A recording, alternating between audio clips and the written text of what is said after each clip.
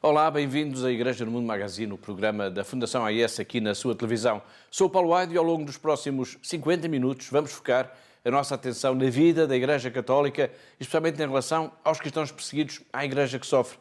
Poderia ser apenas o enredo de um romance de cordel. Infelizmente, aconteceu mesmo no longínquo Paquistão. Uma jovem recusou uma proposta de casamento que obrigaria a ter de mudar de religião, a ter de renunciar ao cristianismo e a converter-se ao Islão. Binish Paul disse que não e o rapaz atirou-a do telhado do segundo andar de um prédio. Agora, por causa das lesões que sofreu, nunca mais conseguirá andar. Esta é uma das muitas histórias que vamos contar por aqui no programa de hoje. Lágrimas e sorrisos lado a lado, dor e alegria, morte e esperança. Isto é a Fundação AES. Todas as semanas, sempre a esta hora, sintonize connosco, sintonize com a ajuda à Igreja que sofre.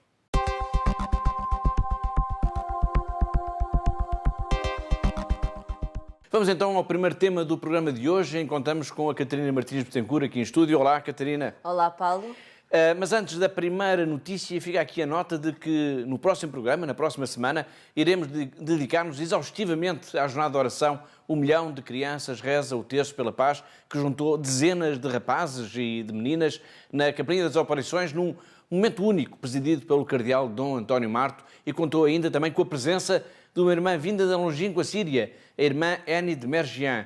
A Capelinha das Aparições foi o ponto alto de um dia em cheio, em que de norte a sul de Portugal, dezenas e dezenas de colégios, paróquias, movimentos estiveram unidos nesse propósito. Juntar as crianças para se alcançar a paz no mundo, rezando o terço. E o mundo precisa muito, de facto, de paz. Bom, para a semana iremos então espreitar tudo o que aconteceu. Estamos ainda a reunir material, imagens, filmes, sons, para lhe mostrarmos como foi esta jornada de oração da Fundação AES, que se realizou em 83 países e em que a oração do terço foi rezada em 25 idiomas.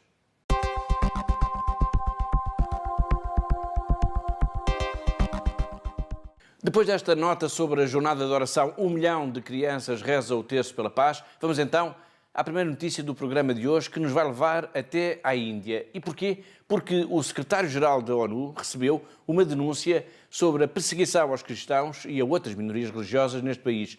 Uma denúncia que ocorreu quando, no início do mês, António Guterres se deslocou à Índia e recebeu, Catarina, uma carta aberta. É verdade, Paulo, de facto recebeu uma carta aberta que foi subscrita por cerca de 250 ativistas dos direitos humanos e que denunciaram que o governo indiano nos últimos tempos, tem havido um aumento da violação dos direitos das minorias religiosas e étnicas. E os signatários da carta afirmaram mesmo que as liberdades religiosas e políticas têm vindo a degradar-se na Índia, especialmente desde que este novo partido chegou ao poder há já 4 anos, o partido BJP, do primeiro-ministro Narendra Modi. No documento são referidos os casos cada vez mais frequentes de abusos que as minorias religiosas têm vindo a enfrentar neste país, nomeadamente os cristãos, os dálits ou intocáveis, que estão na base do complexo sistema de castas do país, e os muçulmanos. Exatamente, Paulo. E, de facto, nesta carta é referido ainda que os cristãos têm sido vítimas, têm sido um alvo de ataques por parte dos grupos radicais hindus e que 2017 tem sido, de facto, um dos anos mais problemáticos. Dizem também que neste último ano, 2017, foi, de facto, o ano mais traumático para a própria comunidade cristã e que tem sofrido bastante à mão destes radicais hindus. Portanto, no ano passado, e segundo os autores desta denúncia que entregaram então nas mãos do secretário-geral da ONU, registaram-se mais de 350 incidentes reconhecidos como crimes de ódio contra os cristãos na Índia.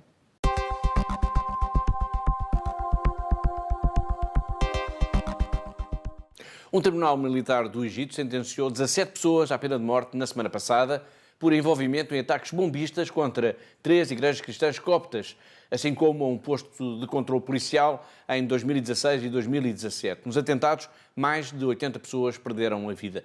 Nós temos um pequeno trabalho sobre a comunidade cristã neste país, mas antes de o passarmos, vamos apenas em 2 linhas, Catarina, explicar quem são os cristãos coptas. Bom, Paulo, uma das primeiras características desta comunidade cristã, portanto, os coptas do Egito, é que são, de facto, uma comunidade minoritária, não serão mais do que 10% da população. Outra característica desta comunidade é que tem sido alvo de constantes ataques, de perseguições, de atentados, especialmente desde o ano de 2011, quando o então presidente, Hosni Mubarak, foi retirado do poder.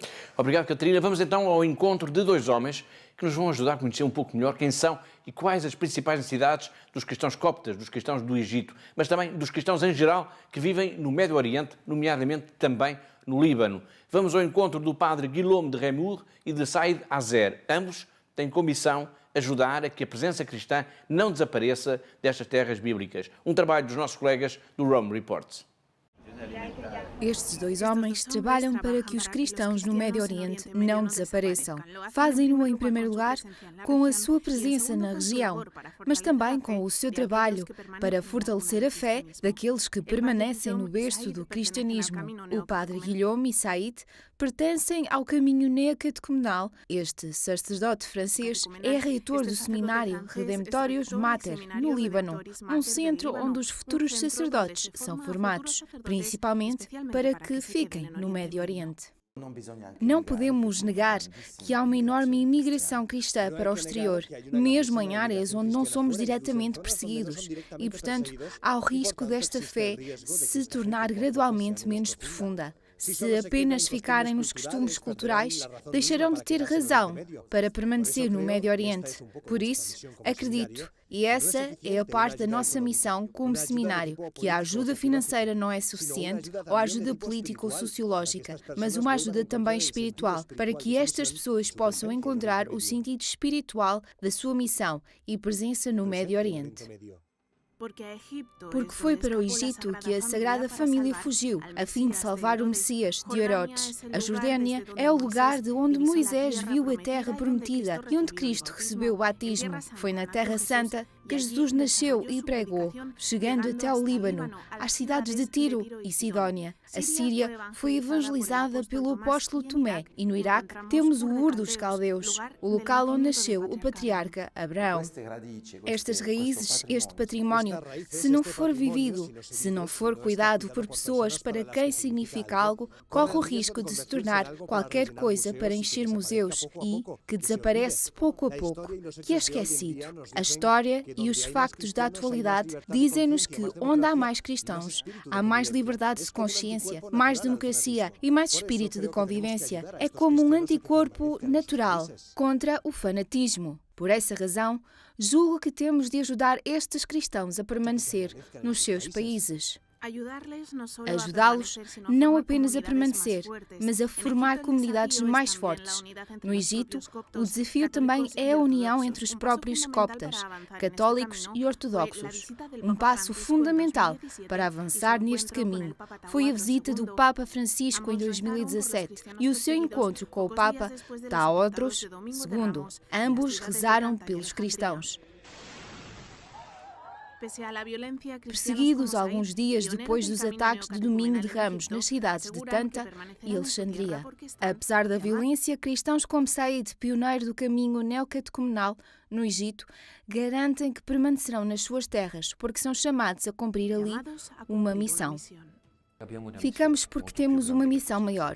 Cristo sofreu por toda a humanidade. E se temos de sofrer por Cristo e pela Igreja, não somos mais do que o nosso Mestre. Temos esse sentimento dentro de nós, de que temos uma missão a cumprir na terra onde nascemos. Por isso, ficamos no Egito. Os cristãos coptas são uma das comunidades mais antigas do Médio Oriente. Acredita-se que foi São Marcos quem evangelizou aquela terra no século I. Também é a comunidade mais numerosa, pelo que qualquer ataque contra eles afeta decisivamente a moral de todos os cristãos na região.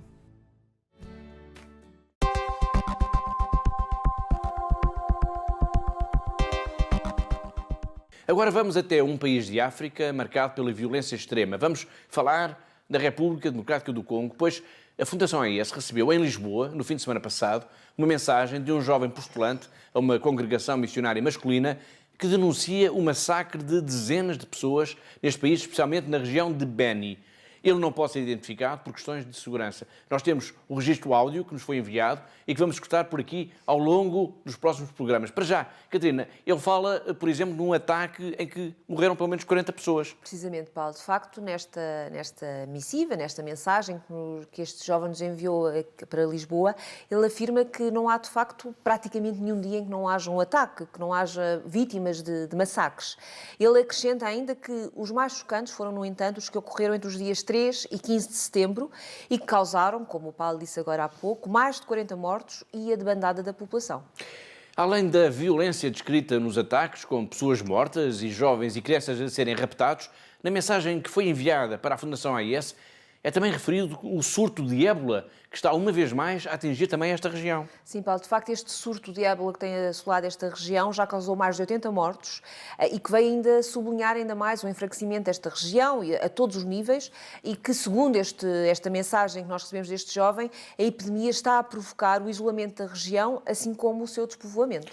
Como que justificar o envio desta mensagem para o exterior, neste caso através de Lisboa?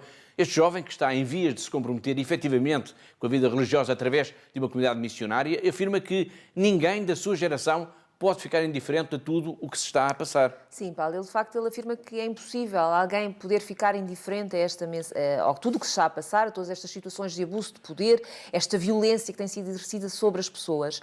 Ele diz que, além das mortes, há uma situação dramática, com o aumento da taxa de pobreza da população, que está a afligir as famílias, que está a afligir as crianças, que são marginalizadas, as mulheres viúvas, as escolas estão fechadas, as aldeias estão desertas. Portanto, ele diz que ninguém pode ficar, de facto, indiferente ao sofrimento deste povo.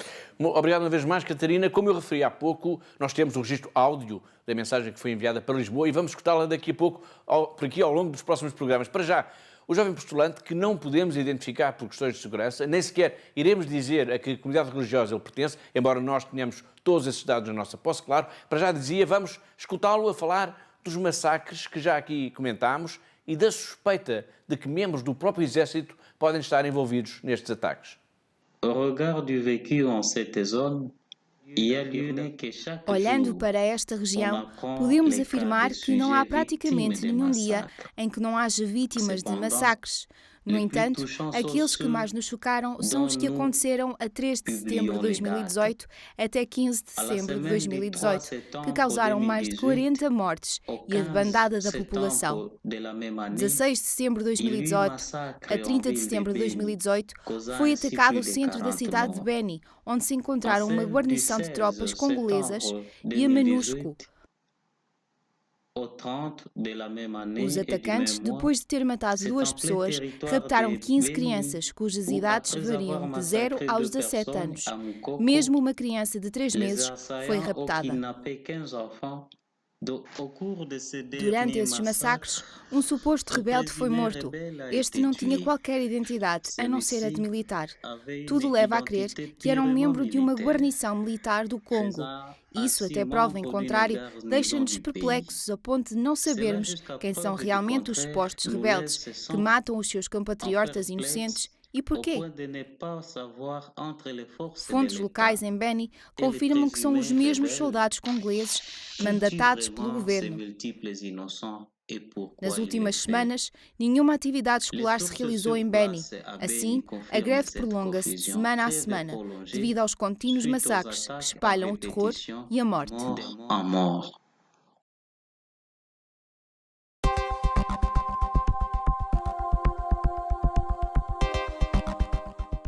Foi um jovem da República Democrática do Congo a relatar-nos uma mensagem enviada expressamente para Lisboa, enviada expressamente para a Fundação AIS, como na região de Beni as populações têm sido vítimas de violência de grupos armados. Daqui a pouco vamos voltar a falar deste país, ainda a propósito da atribuição do Prémio Nobel da Paz deste ano, em que os galardoados foram um médico congolês e uma mulher yazidi, vítima da violência dos jihadistas no Iraque. Ela foi escravizada, foi explorada sexualmente e desde que foi libertada tem vindo a lutar por todas as mulheres que no mundo inteiro sofrem também este tipo de violência. Ele é um médico que só no seu país já tratou mais de 40 mil mulheres vítimas também de violência sexual. Já lá iremos. A questão da violência, em especial a violência sexual, leva-nos agora até à Nigéria, pois no início desta semana o Boko Haram executou outra funcionária da Cruz Vermelha que estava em cativeiro e vai garantir que a jovem cristã, que também está sequestrada por este grupo terrorista, vai, Catarina, ser escravizada. É uma notícia terrível, Paulo, mas de facto, portanto, o Boko Haram executou, como o Paulo disse agora há pouco,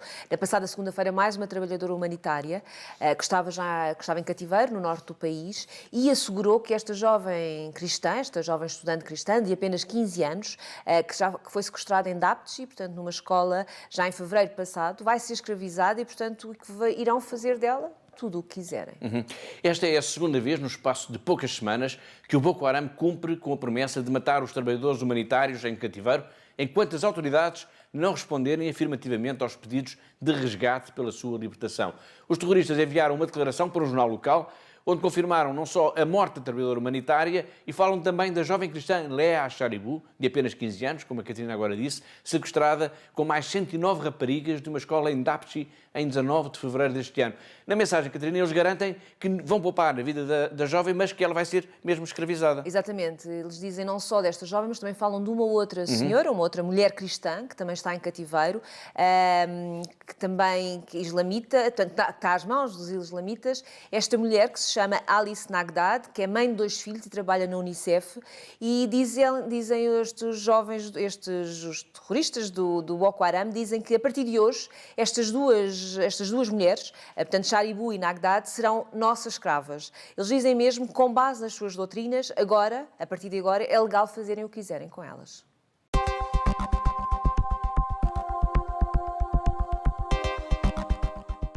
Vamos continuar a focar a nossa atenção em África. Vamos agora para outro país onde se vive também uma situação terrível.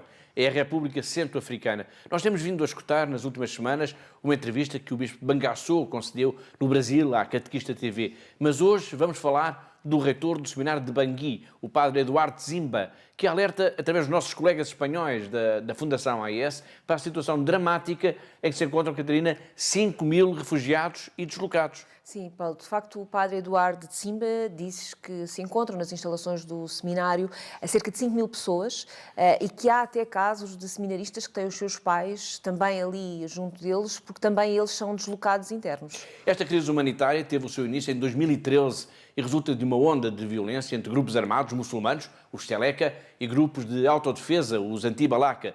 E até já houve crianças que nasceram no seminário. E não foram poucas, Paulo, segundo este sacerdote, já nasceram ali 600 bebés. Como refere o reitor do Seminário Maior de São Marcos, em Bangui, a Igreja Católica tem sido a única instituição a dar abrigo a todas as pessoas que fogem da violência, sejam elas cristãos ou muçulmanos. A Igreja é a única instituição que tem projetos a longo prazo para estas pessoas.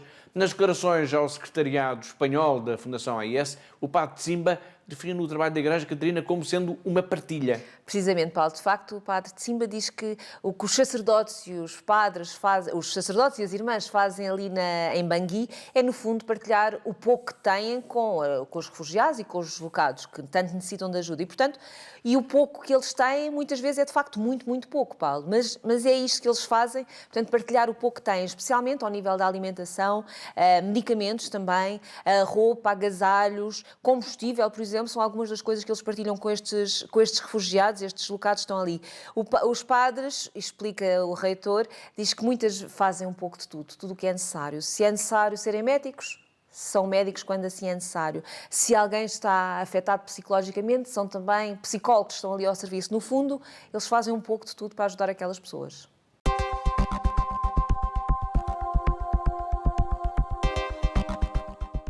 Há pouco recordei que o Prémio Nobel da Paz de 2018, anunciado no dia 5 de outubro, a Denis Mukwege e Nadia Murad, um médico ginecologista congolês e uma iraquiana pertencente à minoria Yazidi e que foi escravizada pelo autoproclamado Estado Islâmico no Iraque, este prémio chama a atenção do mundo para os crimes de guerra que têm vindo a ser cometidos em tantos países. O trabalho de ambos merece, de facto, o maior aplauso. A ONU fez um pequeno vídeo de pouco mais de 1 minuto em que se explica por que razão o Dr. Denis e a Nadia Murad travam uma luta absolutamente essencial.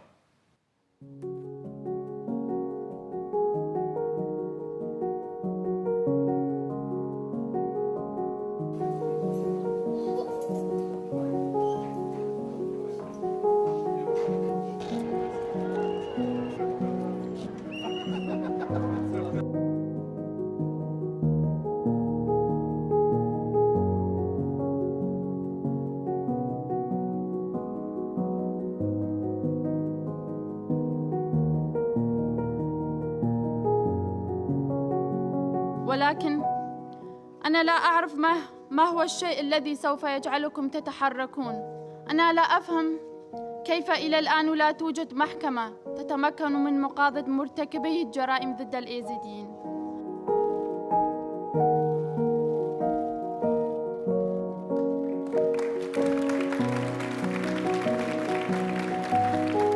I congratulate Nadia Murad and Dr. Denis Mukwege. This prize also recognizes countless victims around the world who have too often been stigmatized, hidden and forgotten. This is their award too. Let us honor these new Nobel laureates by standing up for victims of sexual violence everywhere.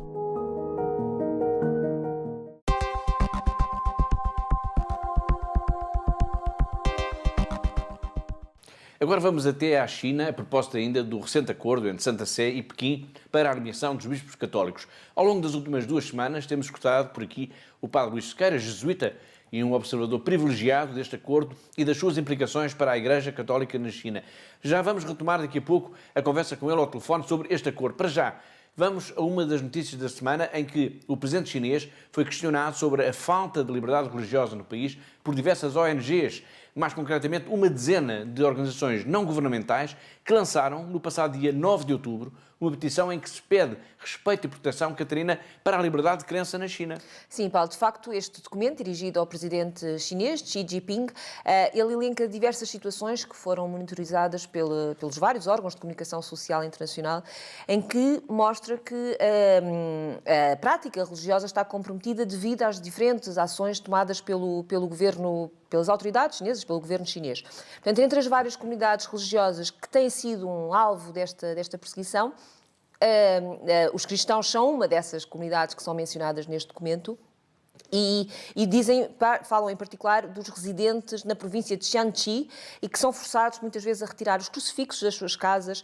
assim como são proibidos também as atividades das congregações religiosas, tanto protestantes, e que têm sido também instalados sistemas de videovigilância para vigiar o que estão a fazer, cada comunidade. O documento, que está assinado por 10 ONGs, nomeadamente a Federação Europeia para a Liberdade de Crença, o Observatório Internacional de Liberdade Religiosa dos Refugiados ou o Fórum Interreligioso Europeu para a Liberdade Religiosa, este documento faz ainda referência a novas leis que proíbem a educação das crianças de acordo com a prática religiosa das suas famílias. Esta petição foi dirigida a alguns dos principais dirigentes mundiais. É verdade, Paulo. De facto, esta petição foi dirigida ao secretário-geral da ONU, ao Comitê dos Direitos Humanos das Nações Unidas, ao Presidente da Comissão Europeia e também aos Presidentes dos Estados Unidos, de Itália, de Rússia, França e também ainda à chanceler alemã.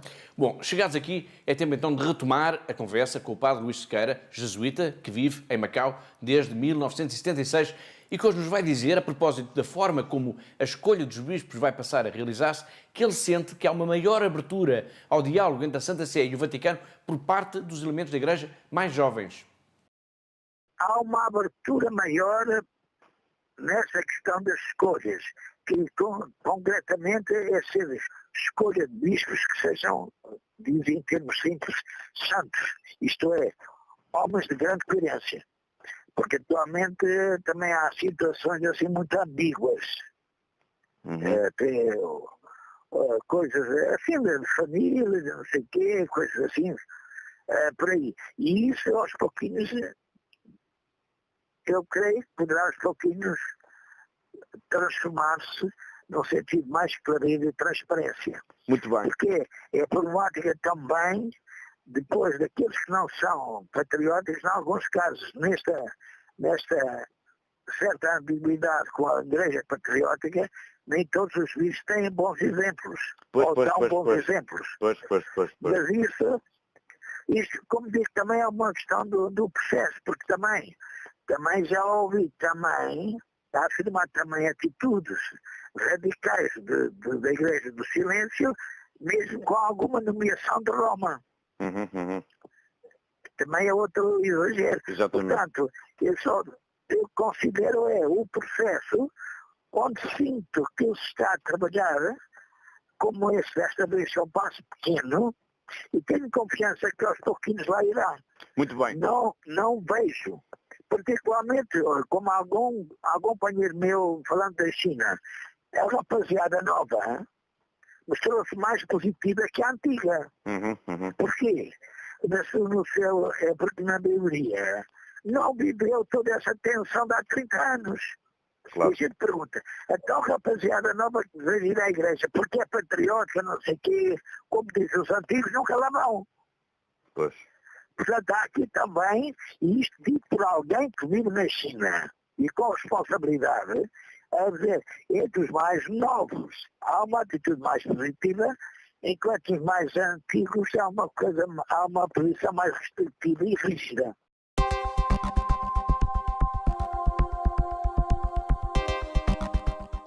Agora vamos centrar a nossa atenção no Iraque, nos projetos da Fundação AIS para este país, nomeadamente na reconstrução das casas e das igrejas, das aldeias da Península de Nínive. Já vamos saber como é que está a decorrer esta campanha, mas antes disso vamos novamente ao encontro de um jornalista português, João Francisco Gomes, do jornal Observador, que esteve recentemente nesta região a convite precisamente da Fundação AIS. É uma entrevista longa que começámos a exibir na semana passada.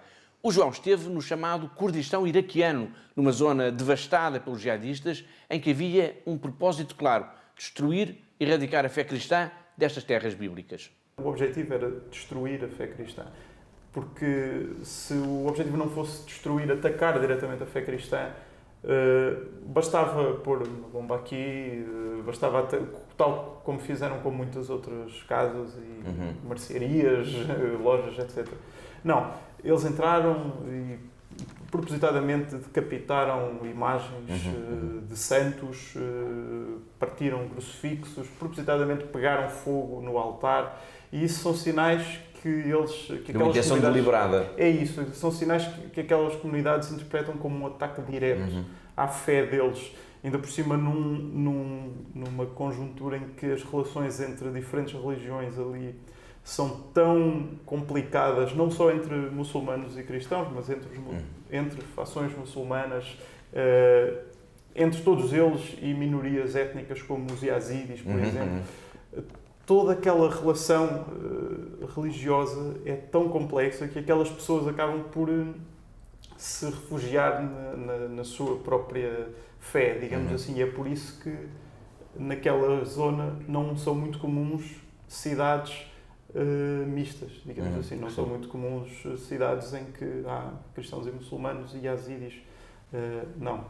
E presume-se agora, se me permite, João, que, digamos, essa mistura de pessoas, de comunidades de várias religiões, vai se tornar também difícil no futuro, porque o João falou aí deu um exemplo de algo que de facto é muito significativo, que é quando os cristãos se souberam, reconheceram que eram os próprios vizinhos, ou tinham sido os próprios vizinhos, digamos, também agentes dessa perseguição. Como é que se faz esse regresso depois, como é que se faz essa reconciliação, não é? É muito difícil. As pessoas, as famílias cristãs com quem falámos, diziam coisas como: eu até há 4, 5 anos tinha amigos muçulmanos, tinha vizinhos muçulmanos, tinha colegas de trabalho muçulmanos. Mesmo depois de 2003, portanto até 2013, a vida dos cristãos estava relativamente facilitada com o regime de Saddam Hussein, mas após 2003 a perseguição crescente não impediu que ainda houvesse alguma convivência em algumas cidades, mas agora eles diziam claramente: eu nunca mais vou falar com um muçulmano, nunca mais quero ver um muçulmano, não confio em muçulmanos, é impossível para mim confiar em muçulmanos. Porque experimentaram na pele de alguma forma, não é? E eram pessoas que eles conheciam, eram pois. os vizinhos, eram os colegas de trabalho. Que se fossem pessoas de fora, digamos, eram soldados do Daesh que vinham de fora, enfim, isso de alguma forma poderia ser entendido. Agora, os próprios vizinhos, não é? Claro, muitas pessoas perguntavam: como é que é possível que 300 ou 400 soldados do Daesh tenham invadido a vila e na semana seguinte eram 5.000 do Estado Islâmico ali? Não vieram 5.000, vieram 400 ou 500, mas os muçulmanos que lá estavam foram forçados. De alguma forma. E foram forçados também. Apesar da perspectiva dos cristãos ser muito concreta, da experiência pessoal, se fizermos uma análise mais distanciada, percebemos que os muçulmanos que viviam naquelas aldeias tiveram duas opções: ou fugir, ou colaborar com o Estado Islâmico. E muitos deles optaram por aquilo que lhes permitiu manter a sua vida, foi colaborar com o Estado Islâmico. E essa colaboração, deixa-me só acrescentar, essa colaboração passava muitas vezes por passar pelas casas dos cristãos, que eles sabiam que eram, e marcar, com pintar aquela letra árabe que representa o N, pintar à frente, nas portas, para que depois, quando viessem os soldados, portanto, muitas vezes não houve pessoas, no fundo, habitantes daquelas vilas a ativamente matar, destruir, etc. Mas esta colaboração magoou muito as comunidades de outras religiões que viviam ali, cristãos e yazidis. E é uma memória que vai perdurar, seguramente.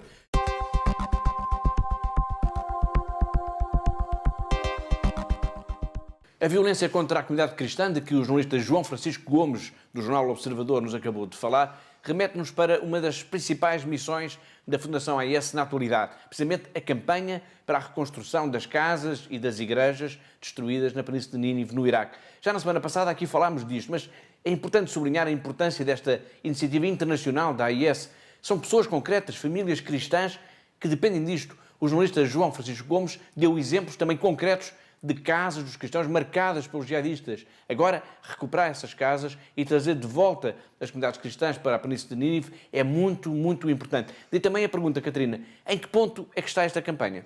Bom, Paulo, neste momento já há muitos cristãos que, graças a Deus, regressaram às suas casas. Portanto, graças a esta campanha da AES, graças à generosidade dos nossos benfeitores, dos nossos amigos, muitos deles, os nossos telespectadores que nos estão neste momento a ver. Portanto, já foram cerca de 9.000 famílias que regressaram à Planície do Nínive, o que significa mais ou menos cerca de 40.000 pessoas que já voltaram às suas casas. Portanto, graças também ao esforço da Fundação AES e todos os seus amigos e benfeitores, já foram restauradas mais de 4.500 casas e igrejas nesta região. Mas, Paulo, isto é um processo lento, um processo muito complexo, em que é de facto necessário muita paciência, muito empenho para que possamos, na verdade, levar este trabalho até a um bom porto. Portanto, é preciso, de facto, continuar e não esmorecer, porque o trabalho é muito. Muito bem, e por falar em solidariedade, muitas pessoas que temos escutado dizem às vezes ser necessário muito dinheiro para ajudar estas famílias cristãs. E nós temos tentado desmistificar isso aqui nos últimos programas. Catarina, alimentar uma família cristã destas famílias refugiadas não é assim tão caro. Não, Paulo, de facto não é, e nós temos, e volto aqui a dar o exemplo que temos falado aqui nas últimas semanas, poderíamos dar muitos outros exemplos, mas de facto este exemplo que nós temos dado aqui de um cabaz alimentar com apenas 30 euros é possível alimentar uma família refugiada no Iraque durante um mês. Portanto, de facto não é muito dinheiro, mesmo que se nós estejamos a passar dificuldades, não é muito dinheiro, e com esta quantia nós de facto conseguimos alimentar uma família durante um mês, e por isso esta generosidade, este empenho da comunidade, dos nossos amigos e benfeitores em alimentar as famílias, em sustentar esta comunidade, é tão importante. E, como eu disse, 30 euros é suficiente para alimentar uma família durante um mês.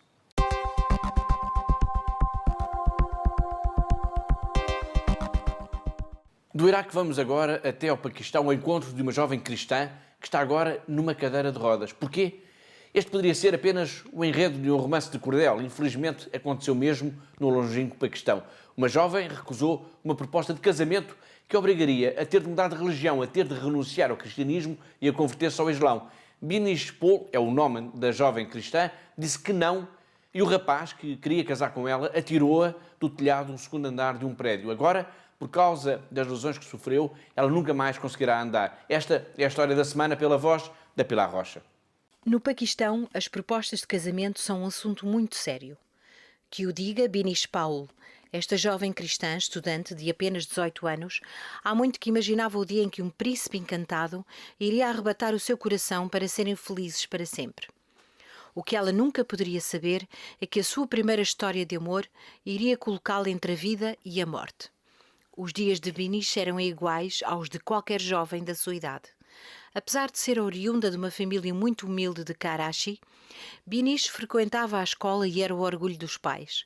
Talvez ela conseguisse, com os estudos, ser a primeira da família a superar o estigma da pobreza, mesmo sendo cristã.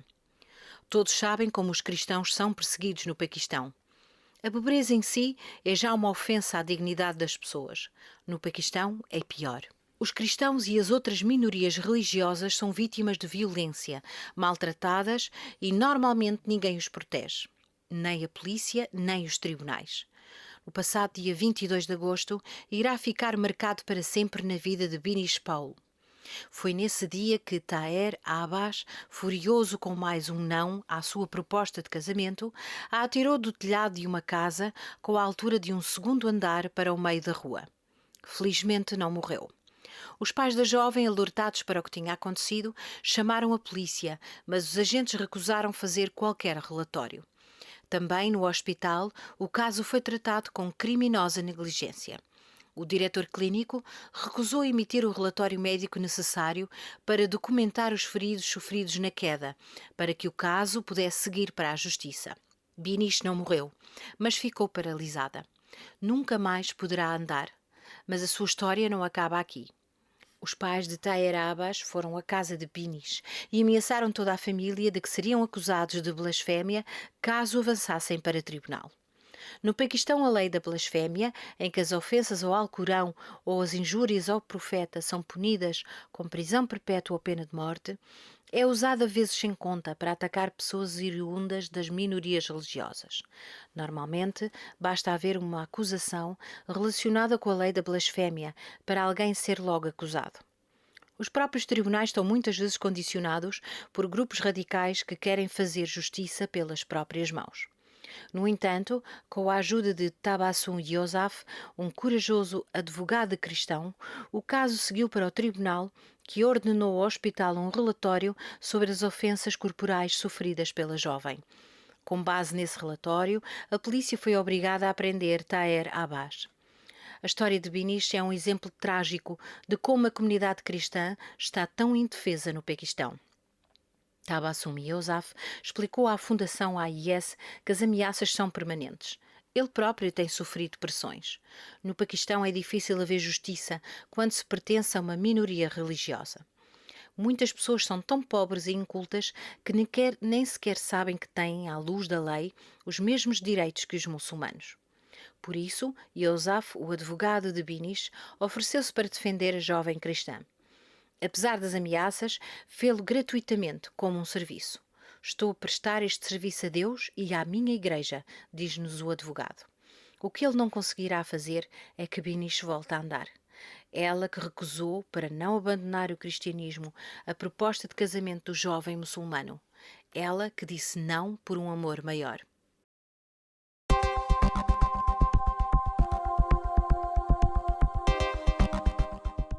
Vamos agora até à Jordânia, ao encontro de uma jovem síria. Ela tem 14 anos, chama-se Maraam, é refugiada e gosta de futebol. Até aqui nada parece estranho. Há imensos sírios que fugiram do país por causa da guerra e estão em campos de refugiados em vários países da região. E um deles é precisamente a Jordânia. O campo de refugiados onde esta menina vive, o Al-Zatai, tem vindo a ser palco de uma pequena revolução. É que, graças ao amor pelo futebol, algumas destas raparigas que vivem por lá têm usado o desporto para ultrapassar barreiras, para apagar desconfianças. Este é seguramente um dos méritos do desporto. Um trabalho agora dos nossos colegas das Nações Unidas. مجتمعنا إنه البنت ما بصير تلعب طابة وأنا بكره هذا الإشي فأنا بحسها إنه مش للأولاد كمان في للبنات. نحن إننا ساكنين مخيم الزعتري 6 سنين.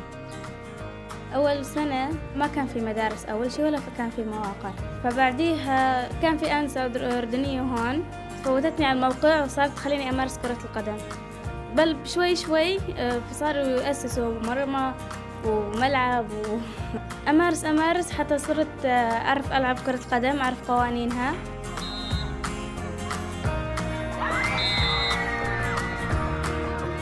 حرية لعبة كرة القدم كانوا يشجعوني عليها أهلي. الحياة هون ما كانت عادلة للبنات السوريات، إنه أهلهم ما كانوا يخلوهم يطلعوا يسجلوا مواقع أو مدارس. أمنيتي للبنات السوريات إنهن ما يروحن دغري يتجوزن بعمر صغير. البنت لازم تكون نفس الشاب، إنه نفس الحقوق إلها، تلعب طابة، تطلع تروح تيجي، تشارك بالمهارات الرياضية والمدارس والتعليم. لها حق مثلها مثل الشاب.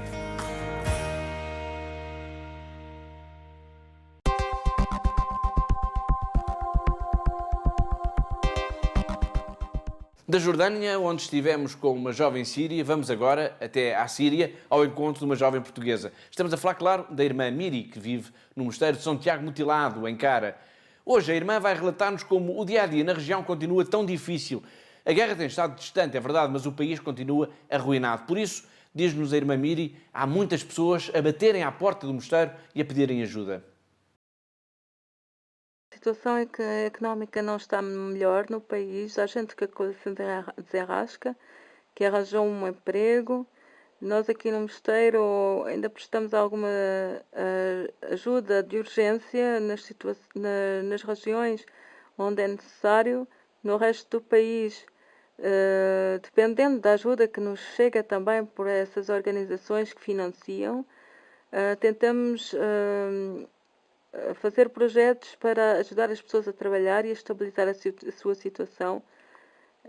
No entanto, isso não chega a todos. No outro dia tivemos aqui senhoras a pedir ajuda, a dizer nós não podemos, nós trabalhamos, mas ganhamos 1000 libras por dia e isso não chega para nada. Eu tenho 5 filhos, meu marido está doente, partiu uma perna em 4 lugares. Uma outra que é viúva porque mataram o seu marido durante os acontecimentos aqui na região. Então, por isso eles têm os filhos e ela diz, eu não posso enviá-los à escola a não ser que vocês me ajudem, porque senão não lhes posso comprar nem cadernos, nem uma mochila, nem sapatos. Eu ganho nem sequer para comer bem. Por isso nós tentamos, já essa senhora, já nós sabíamos que ela precisava de ajuda, e estávamos mesmo a pensar em dar-lhe um trabalho de fazer os terços ortodoxos que se vendem aqui no mosteiro facilmente aos peregrinos que cá vêm. Nós temos tido muito trabalho de gerir tanta coisa e então já antes nós fazíamos nós mesmos esses terços, não são terços, são dezenas que se põem à volta do pulso, que as pessoas gostam muito de comprar como uma bênção do mosteiro, mas nós agora não temos tempo para os fazer e vamos começando a pedir, a ensinar a algumas pessoas assim mais pobres a fazê-los, para lhes darmos algum dinheiro sem que elas ficam dependentes de que o mosteiro lhes dá dinheiro.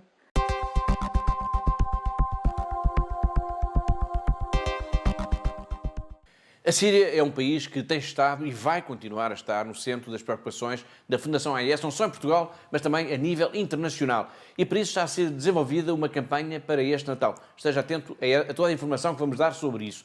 Uma campanha de apoio, Catarina, à comunidade cristã na Síria para a reconstrução do país. Exatamente, Paulo. De facto, é uma campanha a nível internacional que irá envolver os 23 secretariados da AIS no mundo. E esta campanha de Natal, que a Ajuda à Igreja que Sofre está a dinamizar, tem, de facto, este objetivo de apoiar o povo martirizado da Síria. Temos, de facto, vários projetos a decorrerem e que queremos, de facto, ajudar, sempre com o objetivo de que a vida possa voltar ao ritmo normal. Os principais projetos que temos é uma atenção especial às crianças e aos jovens, mas também à construção e reconstrução das casas de cristãos e as igrejas também, que é necessário também recuperar. Muito bem, nós vamos falar desta campanha, como já disse, ao longo das próximas semanas. Neste momento, só para se ter noção da dimensão do problema, calcula-se que mais de 13 milhões de pessoas na Síria precisam de ajuda humanitária de emergência. É verdade, Paulo, e esse número mostra a dimensão da tragédia que se abateu durante estes últimos anos neste país, da Síria. Para além disso, há ainda mais de 5 milhões de refugiados fora do país, dos quais uma grande percentagem são cristãos, que tiveram também de fugir do seu país. Há também 6 milhões de deslocados internos e é pensar, de facto, neste número tão grande de pessoas deslocadas que a AIS lança esta grande campanha de apoio à comunidade cristã, dando início, de facto, a um conjunto de projetos, são 32 projetos, que têm quase cerca de 2 milhões de euros de valor. Uma das regiões em que mais se irá focar o apoio da Ajuda à Igreja que Sofre é a cidade de Alepo, considerada como a cidade mártir da guerra civil que tem destruído este país desde 2011. Sim, Paulo, de facto é um dos focos principais do nosso apoio durante esta campanha, portanto a reconstrução desta cidade mártir, e estes apoios que nós vamos enviar são especificamente para a reconstrução de 3 catedrais, a Catedral Arménia, a Maronita e a Sírio-Católica, e além da importância que estes edifícios representam representam, não é? Na vida espiritual da comunidade cristã, eles são também, de facto, representam estas raízes cristãs nesta cidade de Alepo e representam também, além disso, a riqueza dos ritos existentes nesta cidade. Em Portugal, a Fundação AIS está a mobilizar os seus benfeitores para que esta campanha de emergência chegue a mais famílias e permita um virar de página na história dramática e trágica que a Síria tem vindo a experimentar desde 2011. A Catarina referiu há pouco que haverá, por causa da guerra, cerca de 13 milhões de pessoas na Síria que precisam de ajuda humanitária de emergência. Uma dessas pessoas é Rasha Drazi, viúva. O marido morreu numa explosão e ela ficou com os 2 filhos para criar. Desde 2012 que ela vive no chamado Vale dos Cristãos. Desde 2012 que ela sobrevive, mais os seus filhos, graças apenas à ajuda da Fundação AIS. أنا اسمي رشا دريزي حاليا عايشة بالقرية الدغلي بوادي النصارى بعد ما تهجرنا من الشام أرملي وعندي ولدين بال 2012 تقريبا بآخر 2012 اجينا لهون صار يشتغل على سيارة نتيجة القذائف والمشاكل اللي كانت تصير بالمنطقة بأثناء شغله على السيارة صار التفجير وتوفى كأنه عنده ولدين هو شيء كتير صعب بالوقت اللي ما في شيء ما في منتوج ما في مورد ما في حدا يرد المساعد يلي عم تجيني من الACN هي الشيء اللي أنا عايشة عليه أنا والأولاد ما في شيء ثاني أولادي عم يروحوا على المدرسة بشكل مستمر ما قطعوا عن المدرسة أبداً ميشيل بصف السادس راشيل بصف الثالث هن من الأطفال المميزين بالمدرسة كدراسة أكيد بعلم أولادي الإيمان بالله الإيمان هو اللي مثبتنا لهلأ بحب أقول لكل الناس اللي هي عم تتبرع واللي عم تقدم هاي المشاريع إنه هي هاي المشاريع هي بنية حياة وأنا وحدة منهم أنا وأولادي شكراً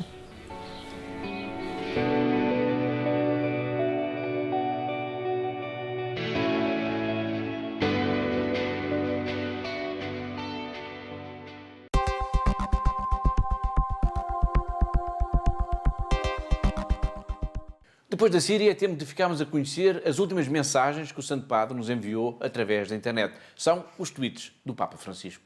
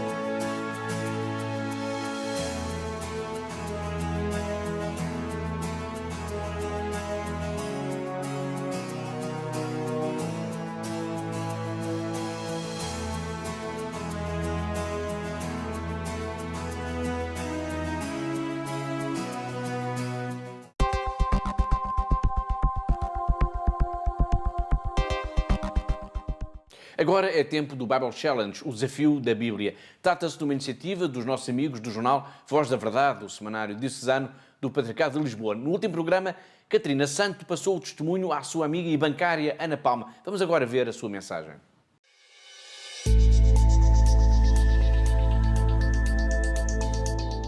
Olá, o meu nome é Ana Palma. Gostaria de agradecer à minha amiga Catarina Santo por este desafio. A passagem da Bíblia que eu escolho é do Evangelho de São Lucas, da Anunciação do Senhor. Vou passar a citar. Disse-lhe o anjo: não temas, Maria, porque encontraste graça diante de Deus. Conceberás e darás à luz um filho, a quem porás o nome de Jesus. Ele será grande e chamar-se-á Filho do Altíssimo. O Senhor Deus lhe dará o trono do seu pai David. Reinará eternamente sobre a casa de Jacó, e o seu reinado não terá fim. Maria disse ao anjo: como será isto, se eu não conheço o homem? O anjo respondeu-lhe: O Espírito Santo virá sobre ti e a força do Altíssimo te cobrirá com a sua sombra. Por isso, o santo que vai nascer será chamado Filho de Deus. Esta parte, para mim, diz-me muito porque foi uma total entrega de Maria a Deus e à sua vontade, e demonstra a disponibilidade que ela teve, apesar do receio que sentiu, a disponibilidade que teve e a sua entrega total a Deus. Se Maria não tivesse conseguido aceitar, nada tinha acontecido, portanto, foi ali que tudo começou. E para mim diz-me muito e significa muito esta entrega total de Maria. Quem eu quero desafiar agora é a minha amiga Ana Falcão, porque é uma mãe também super disponível e eu admiro-a muito, tem uma família muito bonita e que é uma família que também se entrega muito a Deus e por isso escolho-a a ela.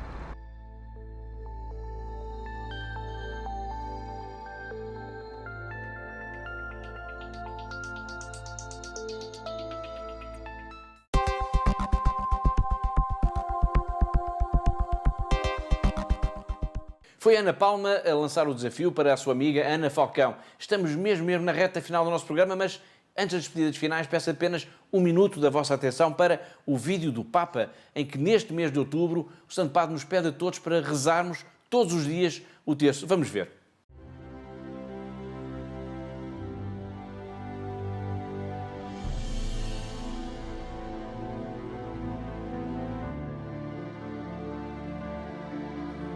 Diavolo si presenta con grande potere, ti porta dei regali, ma tu non sai cosa c'è dentro. Rinnovo l'invito a tutti a pregare il rosario ogni giorno del mese di ottobre, concludendolo con l'antifono sotto la tua protezione e la preghiera a San Michele Arcangelo, per respingere gli attacchi del diavolo che vuole dividere la Chiesa.